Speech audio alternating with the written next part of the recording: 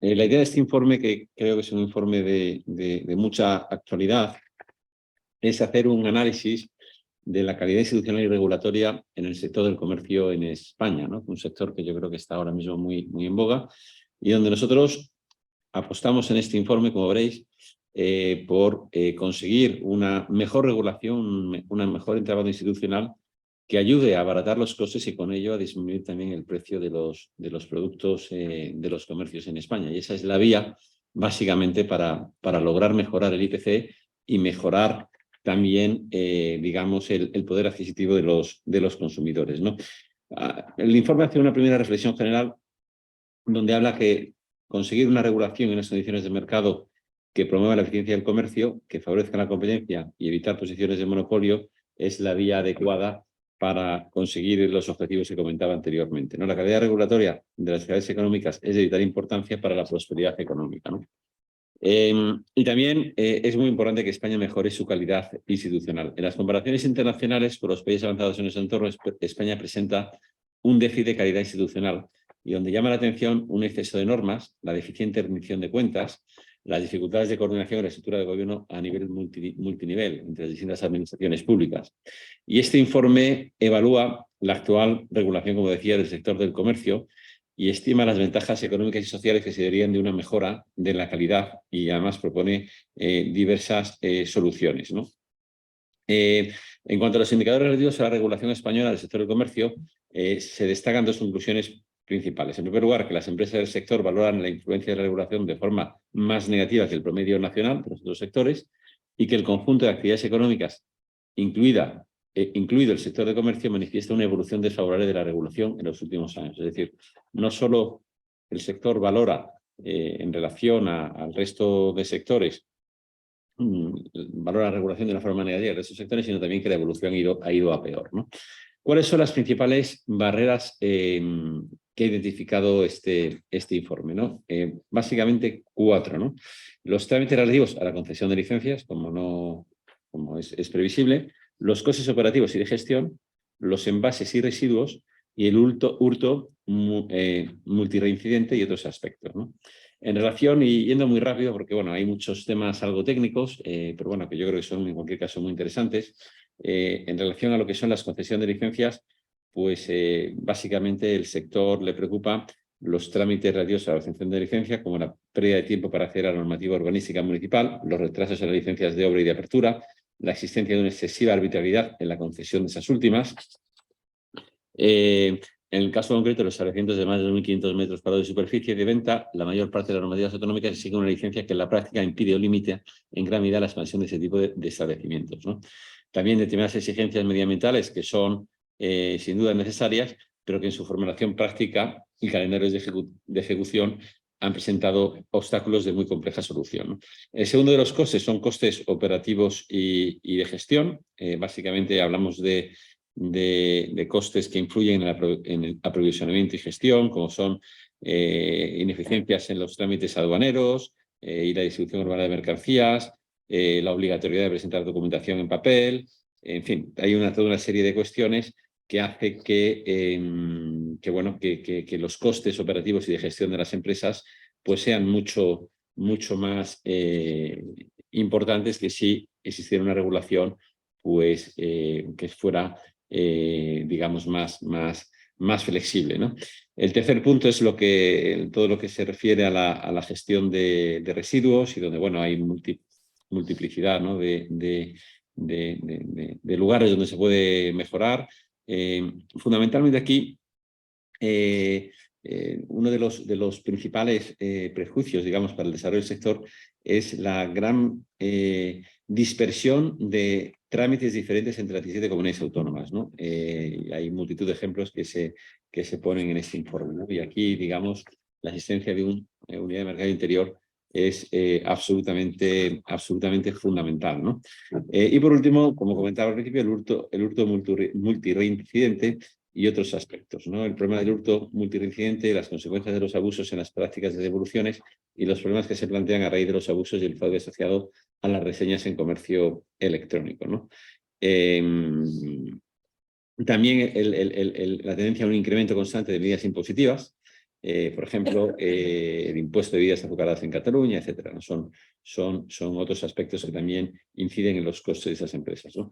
¿Cuáles son los principales impactos? Yo creo que esa es una parte muy importante del informe. El principal impacto que tiene este exceso regulatorio económico y social, ¿no? Pues costes adicionales operativos de gestión, como comentaba, costes derivados de la regulación relativa a los envases y la falta de armonización y costes provocados por el hurto multireincidente.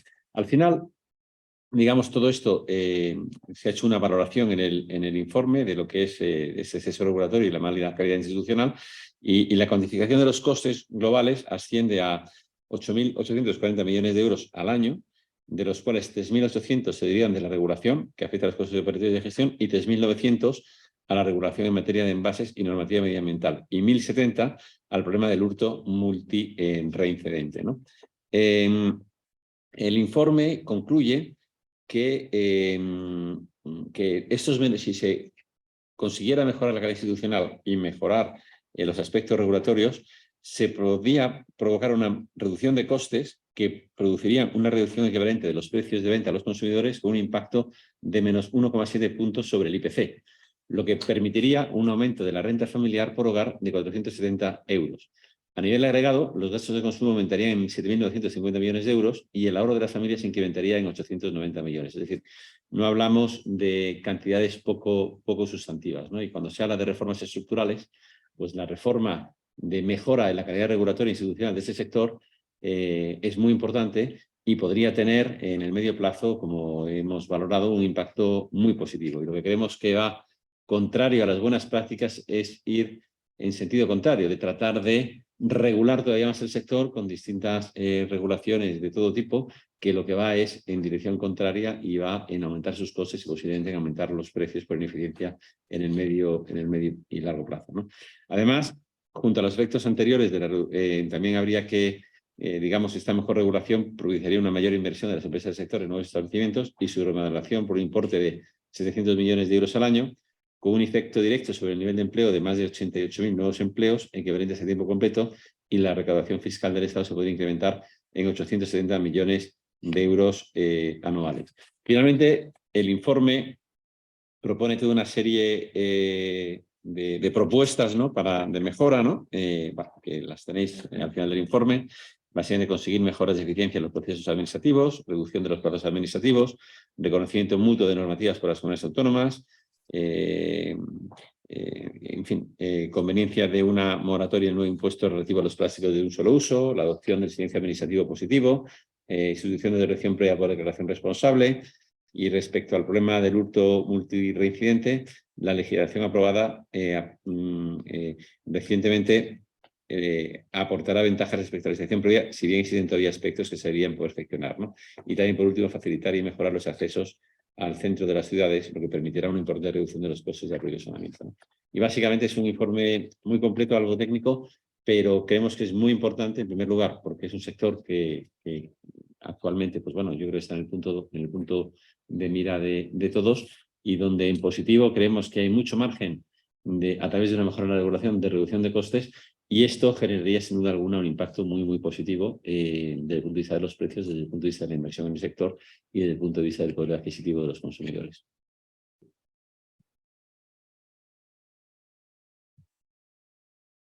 Alfonso Vidal me pregunta, ¿de qué plazo de tiempo estamos hablando para regularizar el desajuste del comercio que denuncia el informe?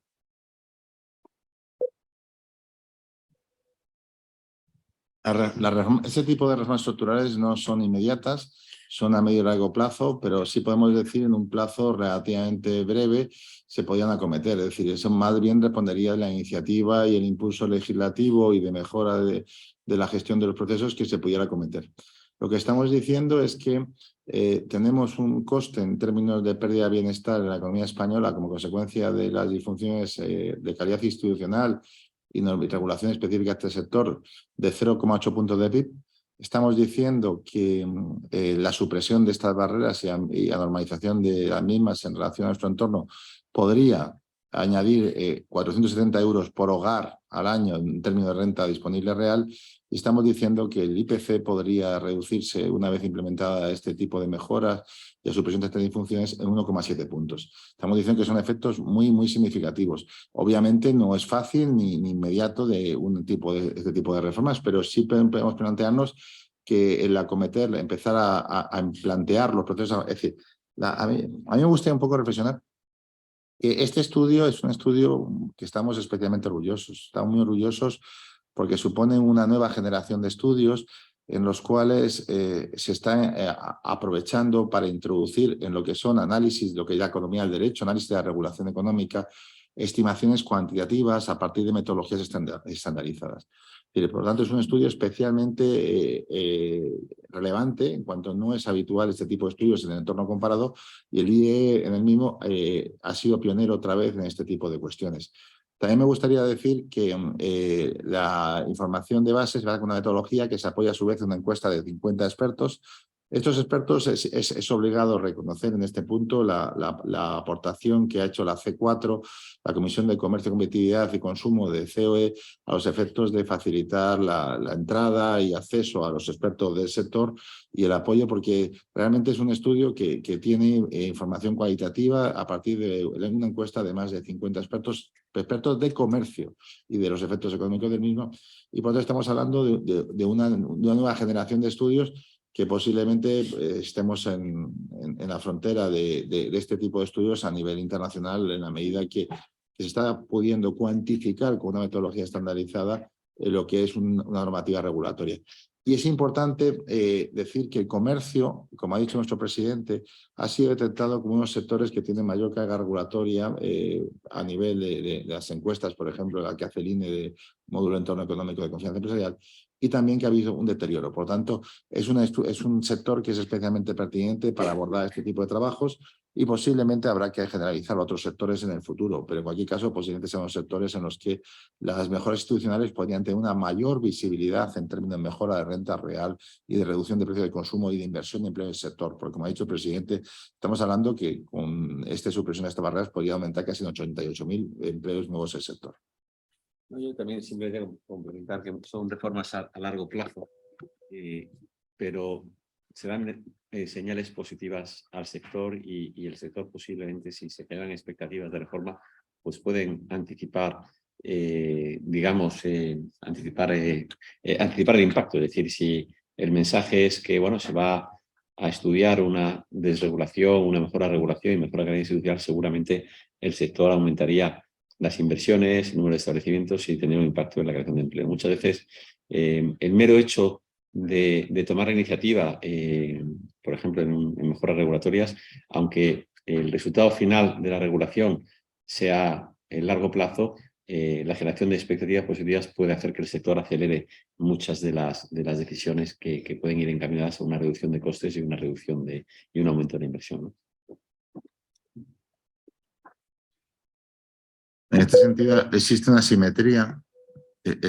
asimetría entre el tiempo en el que un operador económico del sector puede tener para iniciar una actividad comercial o su expansión económica, como se ha detectado que puede llegar a año y medio, y por ejemplo las premuras que siempre la administración entiende cuando va a hacer iniciativas que le tienen una ventaja económica, como por ejemplo la entrada en vigor de un impuesto, que en un par de meses se diseña un impuesto y se entra en vigor. Sin embargo, que afecta al conjunto de la sociedad y a la actividad económica, y sin embargo para lo que es una actividad económica de carácter reglado, que podía llevar lo que llamamos una declaración responsable y que es una normal y reglado, tardamos en entrar en vigor casi 2 años en ocasiones, lo cual parece como bastante inexplicable esta simetría de tiempos entre lo que son asumir obligaciones por parte del sector de forma sobrevenida e inmediata y lo que es ese sujeto a autorización para operar el sector, en los cuales los plazos se dilatan y con importantes costes para el conjunto de la sociedad, que esta es la gracia de este sector, de este estudio, es cuantificar los costes que para el conjunto de la actividad económica y para la sociedad introduce estos retrasos en la gestión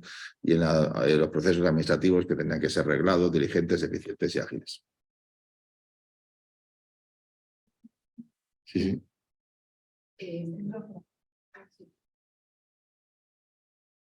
Bueno, sí, estoy aquí al lado. Sí, todo.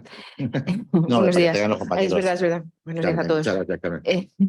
A ver, yo querría saber ¿Cómo se puede actuar sobre estas barreras? Porque entiendo que haría falta una normativa a nivel nacional, haría falta una legislación, ¿no? Distinta a la actual, y eso supone muchos acuerdos entre muchas formaciones políticas.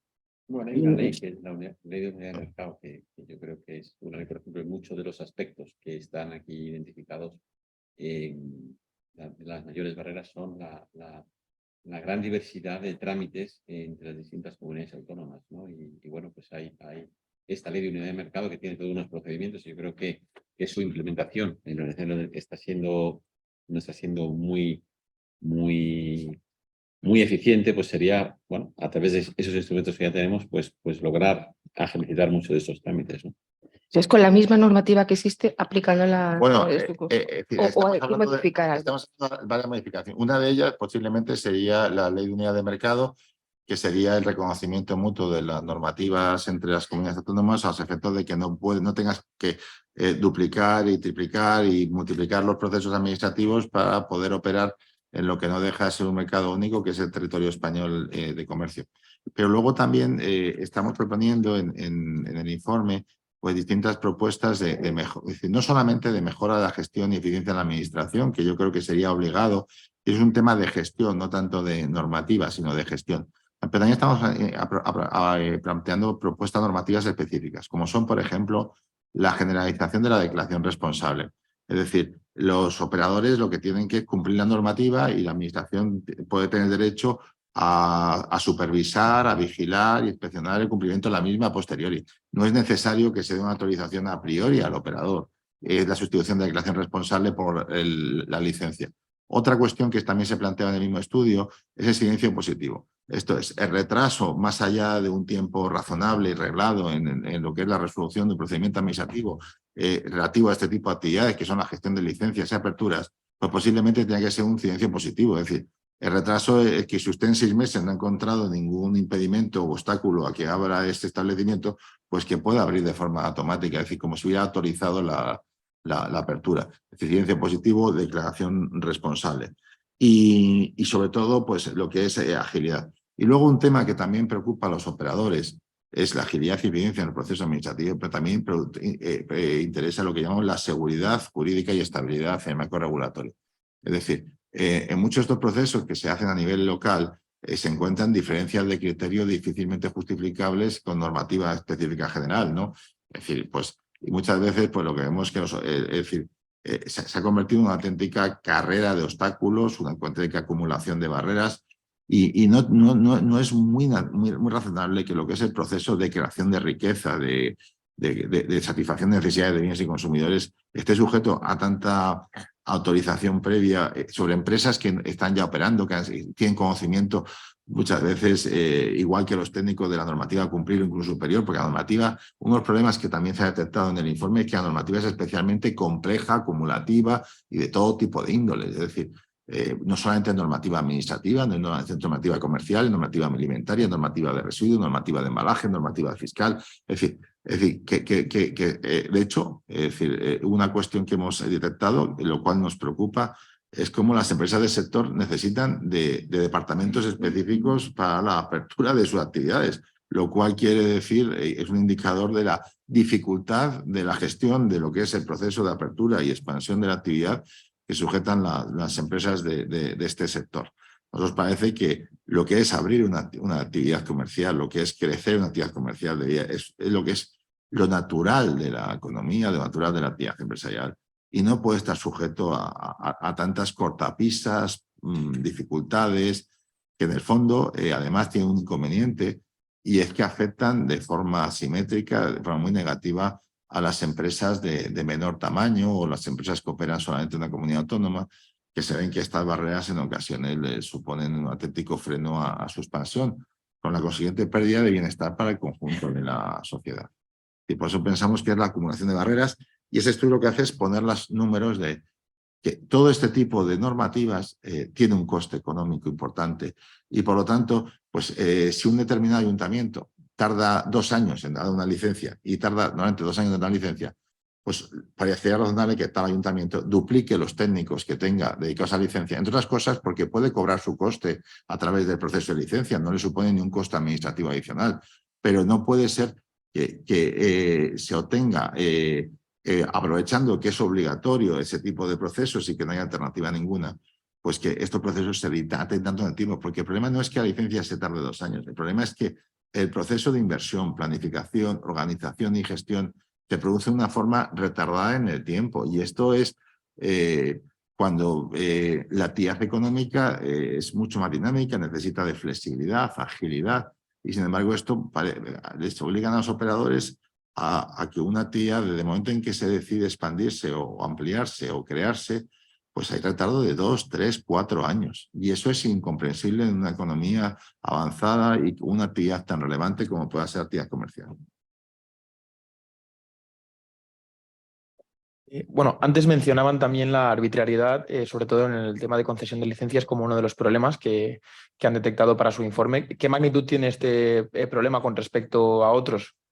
Bueno, el conjunto de trámites relativos a licencias se cuantifica que es aproximadamente el 44% del volumen de coste en términos de bienestar.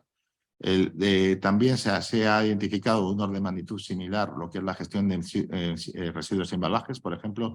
Una de las cuestiones que en el informe se ha advertido es de la problemática que introduce ahora el nuevo impuesto de plásticos que entra en vigor este 1 de enero, que introduce unas disfunciones importantes a la operativa del sector. De hecho, los operadores están planteando una petición de moratoria del mismo, ¿no? Pero aproximadamente unas 4/10 partes de los costes de difusión van en el conjunto de licencias, pero las licencias como tal, es decir, siendo eso uno de los aspectos particulares. Precisamente esta metodología lo que te hace es que te agrupa aquellos aspectos regulatorios o normativos que son homogéneos, porque a los efectos de facilitar su estimación de cálculo, por eso se agrupan. Es habitual esta metodología, no necesariamente llega al detalle, porque en el caso de llegar a un detalle muy específico, el riesgo es de que hagas un solapamiento de los costes y eso también es evitable. Entonces, por eso es agrupación de aquellas partidas que son homogéneas, que son licencias y aperturas, agrupación de gestión y residuos y agrupación de otros aspectos.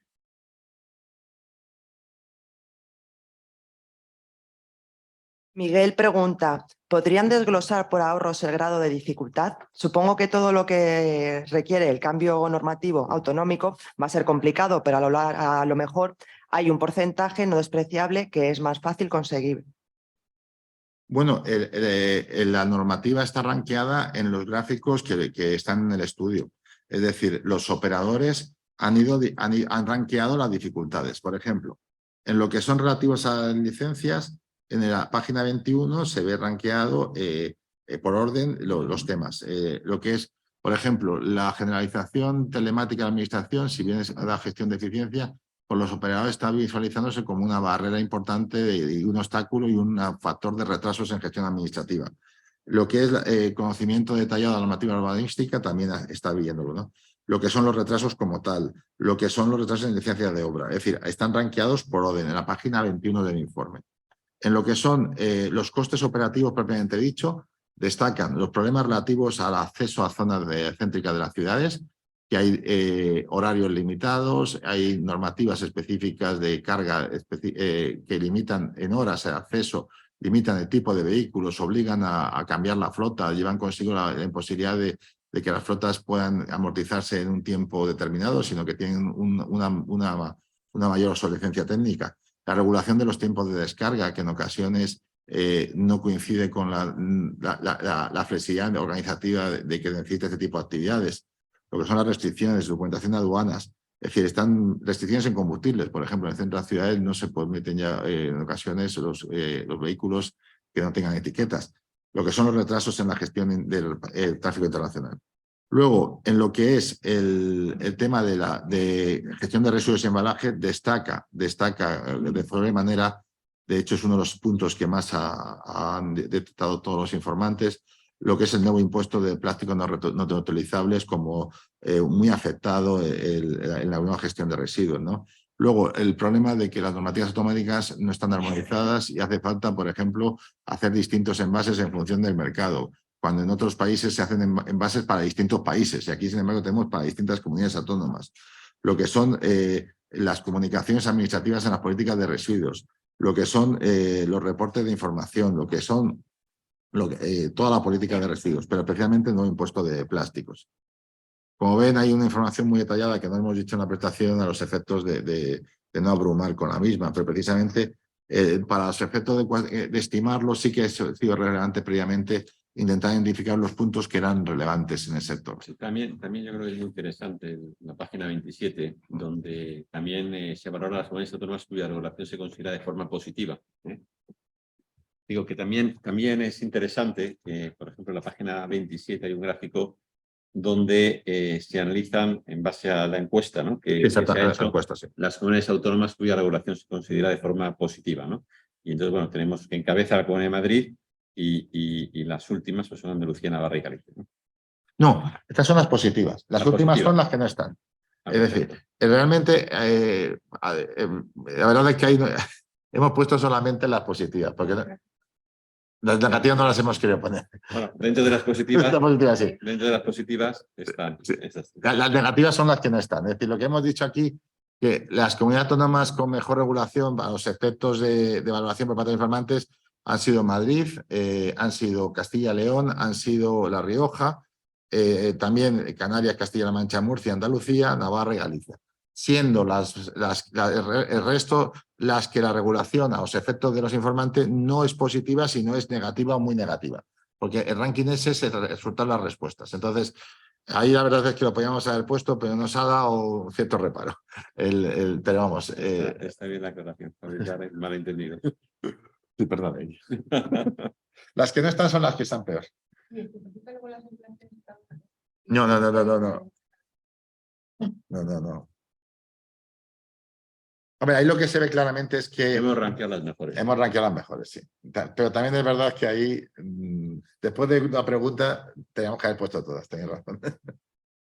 Nos ha dado reparo hacer una estigmatización de las que salen mal, pero realmente hay comunidades autónomas cuyas prácticas regulatorias se visualizan más disfuncionales que otras. En cualquier caso, es complementario. Las que no tienen regulación positiva, porque se ponen, incluso las que son ligeramente positivas, como es Galicia y Navarra, tienen calificación negativa, muy negativa.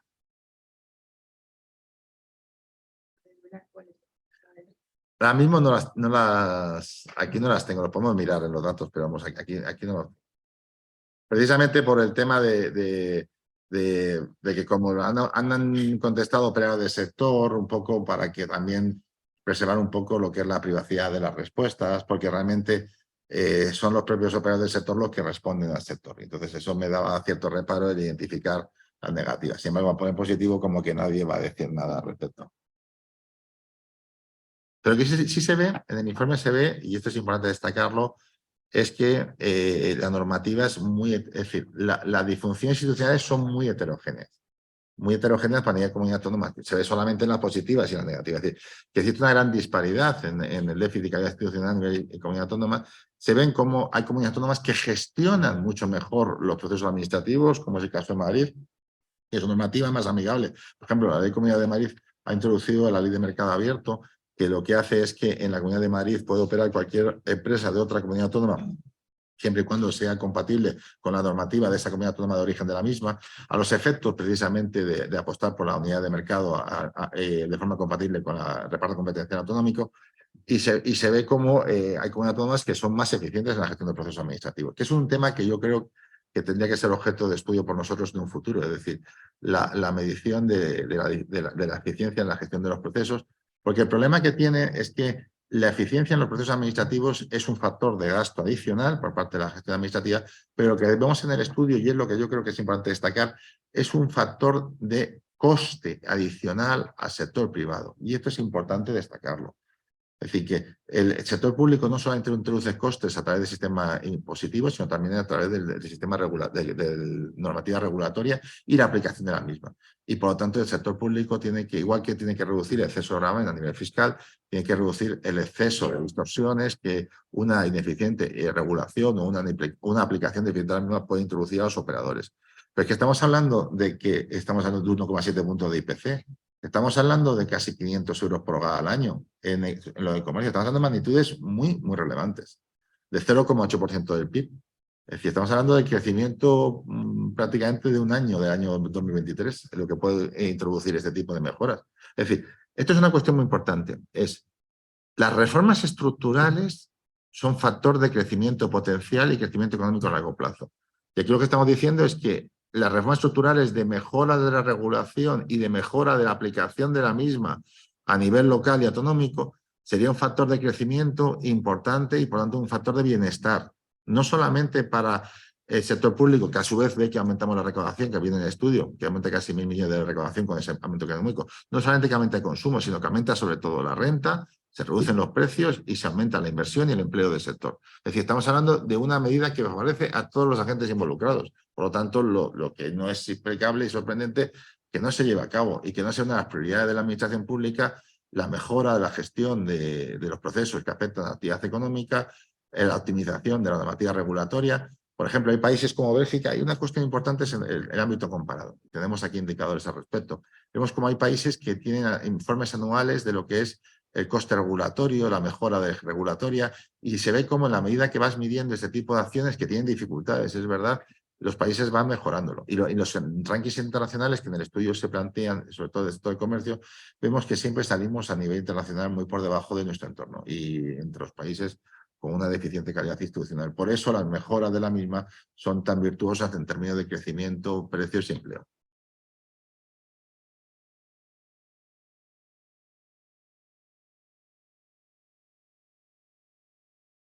Miguel pregunta, ¿hay diferencia de las respuestas de las empresas participantes según el tamaño de la empresa? ¿Opinan lo mismo las grandes cadenas y los pequeños operadores?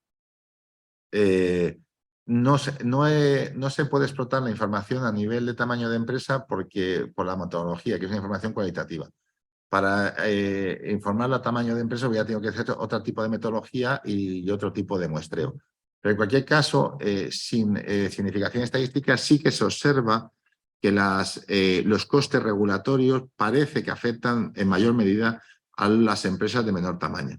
Es decir, que los costes regulatorios afectan a todas las empresas, eso es incuestionable, pero que afectan especialmente a aquellas empresas y a aquellas actividades de menor tamaño y menor dimensión. Y de hecho, en algunos informantes, en la práctica lo que hacen es que suponen una barrera al crecimiento de esa actividad a lo largo del tiempo. Es decir, sí que afecta. Y de hecho, por ejemplo, en la página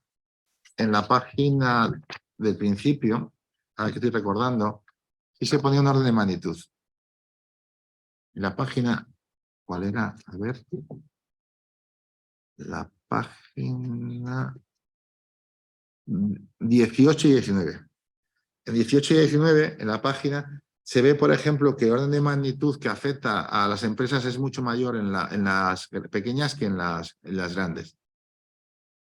En la página 18 y 19.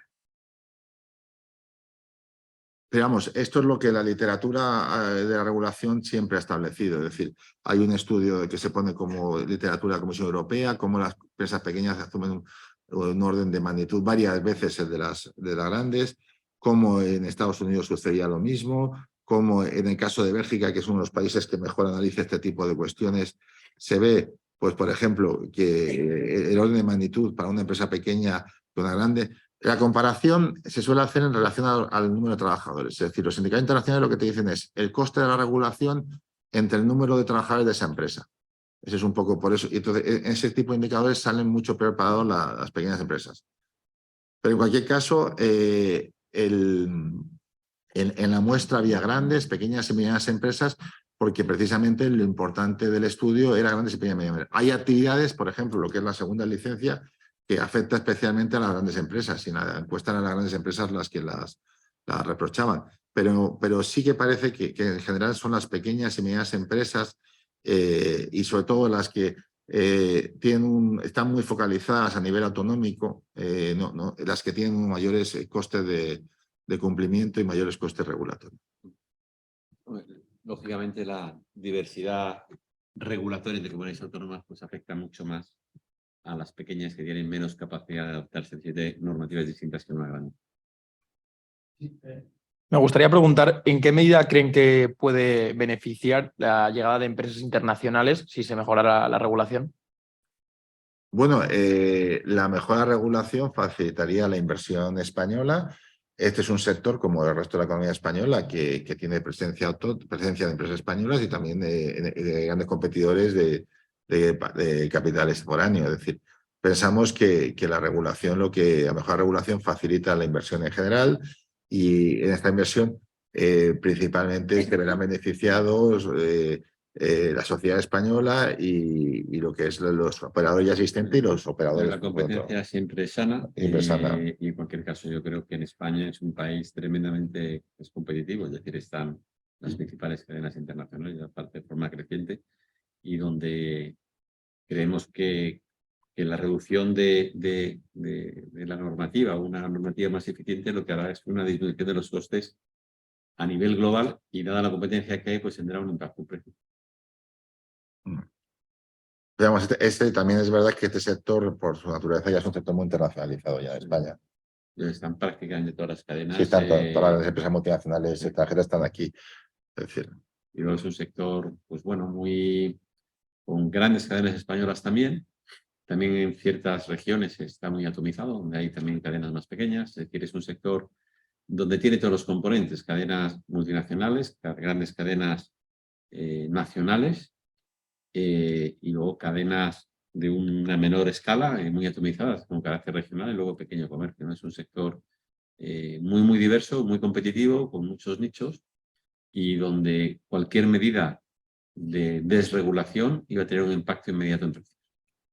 Porque si fuera un sector muy monopolístico, pues igual la menor de los costes va a mejoras de margen, va a haber mucha competencia. Lo normal es que todas las medidas que tengan impacto en costes acaben incidiendo en precios, y sería tremendamente efectiva y con mucho impacto en la renta disponible, como hemos visto, de las familias y en el IPC, ¿no?